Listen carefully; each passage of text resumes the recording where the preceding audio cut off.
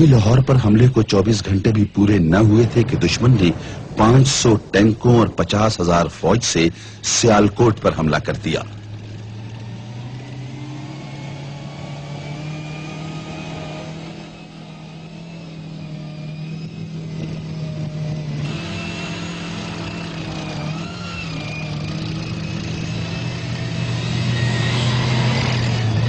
چوینڈا کے میدان میں انسان نے فولادی ٹینکوں کے مقابلے میں جو تاریخ لکھی وہ ہمیشہ سچے جذبوں کی فتح کا ثبوت بن کر چمکتی رہے گی۔ جب مقصد صرف حق کے پرچم کی سربلندی ہو تو اپنے رب سے جان کے بدلے جنت خرید لینا کوئی مہنگا سودا تو نہیں۔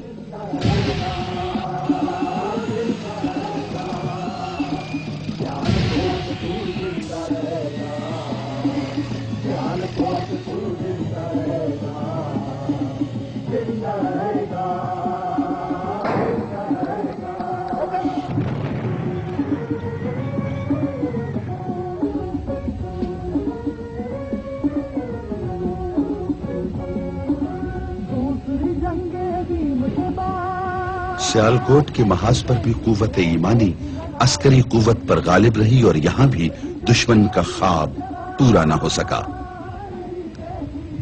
چوینڈا کے میدان میں جذبوں نے فولاد کو پگھلا دیا۔ حق ایک بار پھر جیت گیا۔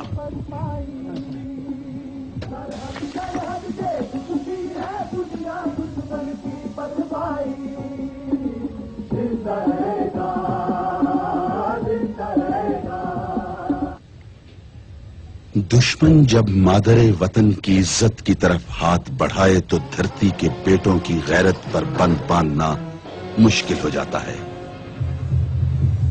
6 ستمبر کے سورج کی سرخی ابھی قائم تھی کہ سلیمان کی سیکٹر کے کمانڈر نے دشمن کی پیش قدمی کا انتظار کیے بغیر آگے بڑھ کر دشمن پر کاری ضرب لگانے کا فیصلہ کر لیا۔ اسے سلیمان کی ہیڈ ورکس کو دشمن سے محفوظ رکھنا تھا تاکہ ملک کی نہریں رواں رہیں، کھیت سیراب رہیں اور دیس سرسبز رہے۔ اللہ کے فضل سے نہ صرف ہیڈ ورکس دشمن کی پہنچ سے محفوظ رہا بلکہ جب جنگ ختم ہوئی تو دشمن کے علاقے میں 40 مربع میل تک کا رقبہ پاک فوج کے زیر نگیں تھا۔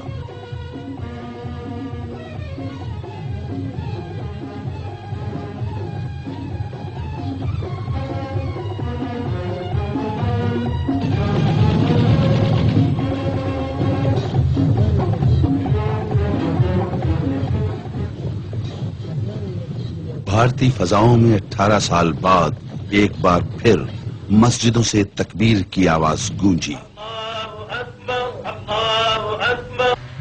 8 ستمبر 1965 کو دشمن نے ایک اور محاذ کھول دیا، جنوب میں تھر پارکر کا محاذ۔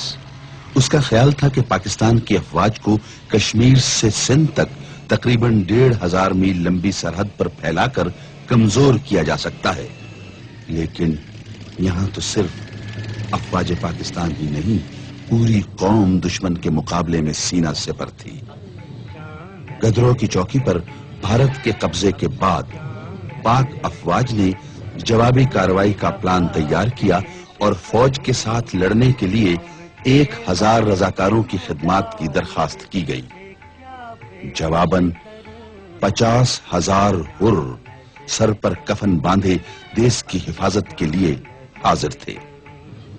تھر پار کر کے تپتے صحراؤں میں دلیری کے وہ باب رقم ہوئے جو آزادی کے متوالوں کے دلوں کو ہمیشہ گرماتے رہیں گے۔ حیدرآباد پر قبضے کی سوچ لے کر آگے بڑھنے والوں کو اپنے بڑے علاقے سے ہاتھ دھونا پڑے۔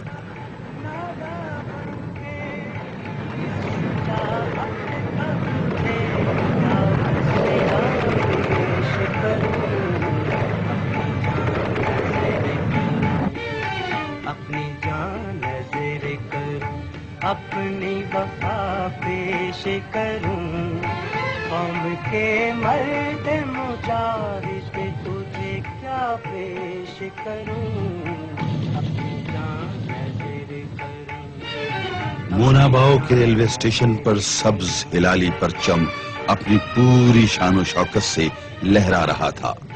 उससे और आगे किशनगढ़ का कला पाकिस्तानी फौज, रेंजर्स और हुरों के सामने सरनिगू था।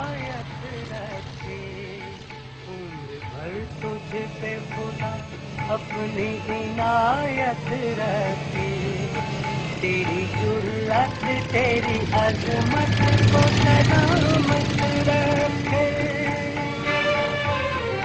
जज्बाए शौक शहादत की दुआ पेश करूं, अपनी जान नजर करूं, अपनी वफा पेश करूं, हम के मर्द मुजाहिद क्या पेश करूं, अपनी जान नजर करूं, अपनी जान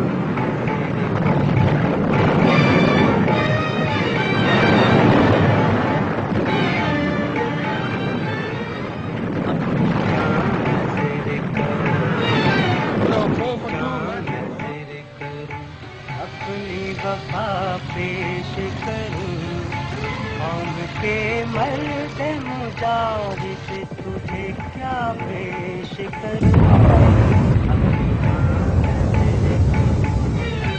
अपनी जान नजर करूं।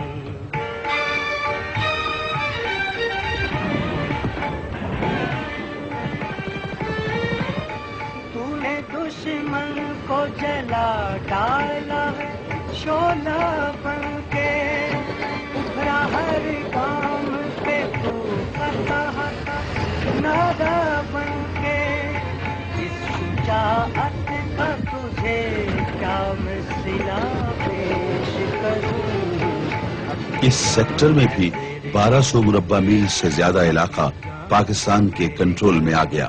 अपनी वफा पेश करूं, हम के मर्द मुजाहिद तुझे क्या पेश करूं, अपनी जान नजर करूं, अपनी जान नजर करूं।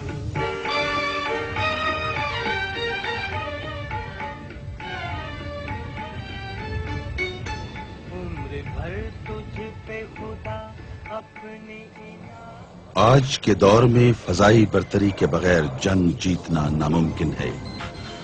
जमीन पर पाक अफवाज की पेशकदमी और मौसर दिफा को यकीनी बनाने के लिए पाक फजाइया अपनी तमाम तर कुव्वतों के साथ हर महाज पर मौजूद थी। सहरास्त के दरियास्त, तहे बालो परे मास्त। पाक फजाइया का दुश्मन से पहला सामना छम के महाज पर हुआ।